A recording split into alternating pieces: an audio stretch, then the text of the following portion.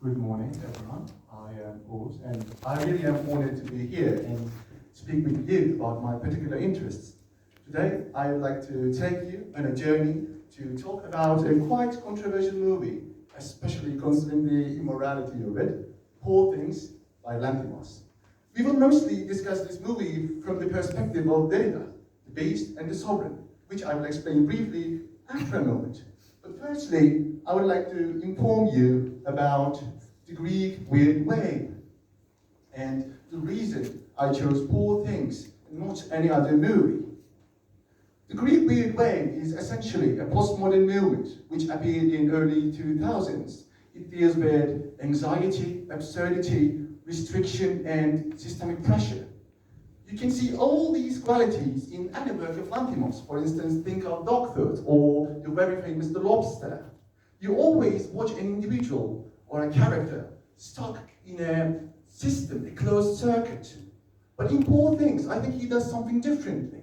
In Poor Things, you watch the story of Bella Baxter, an individual who transgresses these boundaries all throughout the movie. In the very end of the first quarter, she goes into the real world. And therefore, Lanthimos actually lays the groundwork for us to observe the distinction between the beast and the sovereign and the civilized man in between that Derrida argues. But Bella Baxter didn't just appear on the horizon. She has a literary ancestor, Frankenstein, and they share many similarities. Therefore, we should also look at these similarities since they deal with the same issues. Spoilers ahead, in the end of Frankenstein, we see the monster expressing his intent to commit suicide. And in Poor Things, we learn that Bella Baxter is actually a reconstruction of a woman who has committed suicide. So the very existence of Bella Baxter is actually a transgression of boundaries. It violates the law, natural law, between life and death. And therefore, since they both committed suicide, we can say that they are both oppressed and labeled as the other by the sovereign, by the law. And this comparison, this contrast, becomes even more meaningful when we look at the creator of Bella Baxter, Godwin Baxter. He's looking just like the monster in Frankenstein. He's distorted, and yet he's the creator. And before even moving on to our theory, now you realize that in one narrative, he's a beast. In other, he is the sovereign. So the line is really blurred. So now let's move on with our theoretical framework. So Derrida argues this distinction as the sovereign and the beast are essentially, especially in terms of responsibility, they are quite similar, because the sovereign is the one who creates the law. Therefore, he is exempt from the law. And the beast is a beast. He cannot understand according to the sovereign. Therefore, he is not bound by the law. So they are both unaccountable. They both are unaccountable. And Derrida even goes further with his argument, exposing the phagocentrical structure of the language. The French terms for the sovereign and the beast are le souverain et la bête. As you realize, the beast comes with a feminine article and the sovereign with a masculine one. And if you look through the history, for instance, Aristotle grouped all the others who he deemed them as they lack reason, and grouped them as the animals, the slaves, and the women. So you can also trace this mindset, the Western philosophy, in the history. And if we are talking about the foundations of Western philosophy, therefore we should talk about Hobbes, because Derrida also analyzes Hobbes quite meticulously in his work. So I think you know the famous quote from Hobbes that Homo homini lupus. This is the baseline for to create the Leviathan. And Homo homini lupus means man is a wolf to one another. So therefore there is this arrivant, newcomer, outsider. And because of that fear of the newcomer, we should give all the power to the sovereign. And now you can see the idea that they can only coexist. The sovereign needs the beast, needs the other, needs to label the other to exist, to maintain his power. That being said, how is it relevant to Frankenstein? Well, if you remember the novel, Frankenstein constantly refuses to name the monster. He refers to him as it, the monster, the demon, the fiend. Notice the religious imagery here. And then something happens, and the monster learns the very language that excludes him. And yet, even after learning the language, he's not satisfied. His pain is even more agonizing now, because now he is in the system, in the very system that excludes him.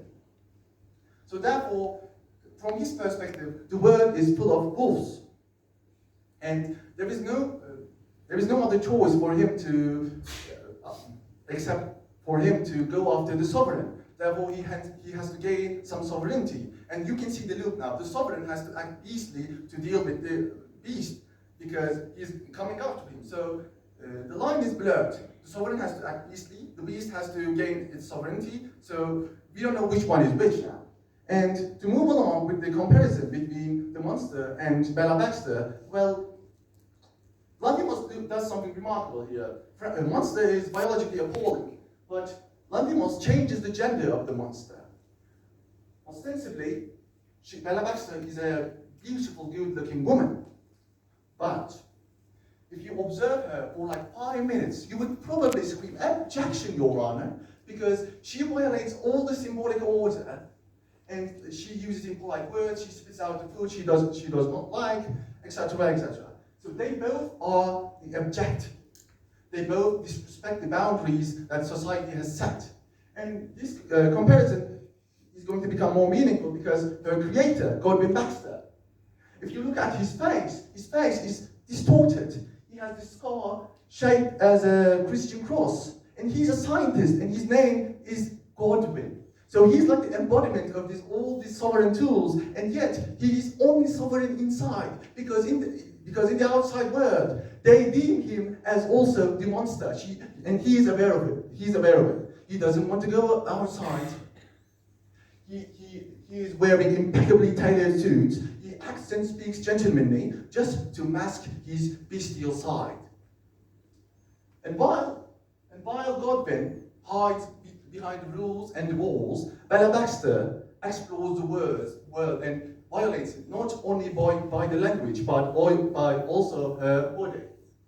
Society always tries to control female body through shame and ethics, but Bella has not. So she sees prostitution as something reasonable economically.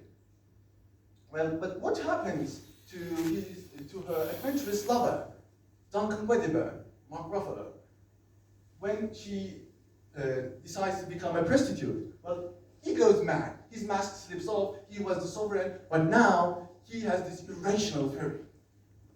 And lastly, we have Alfie. Well, in the end of the movie, we see Alfie is a stereotypical patriarchal father figure, and we see Bella transforming him into a goat. She replaces his brain with a goat. Therefore, he becomes the ultimate physical manifestation of the togetherness of the beast and the sovereign.